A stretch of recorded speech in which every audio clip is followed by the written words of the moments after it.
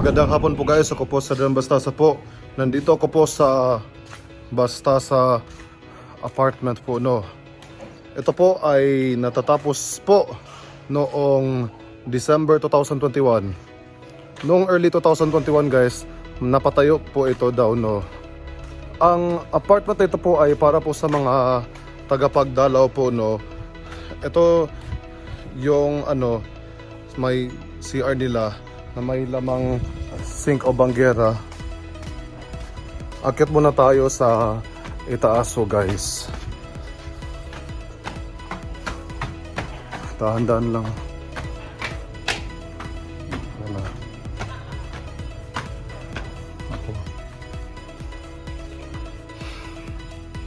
Ito po ang mga kwarto ng mga tagapagdalaw po no, na naglalaman din ng mga bathroom o mga banyo.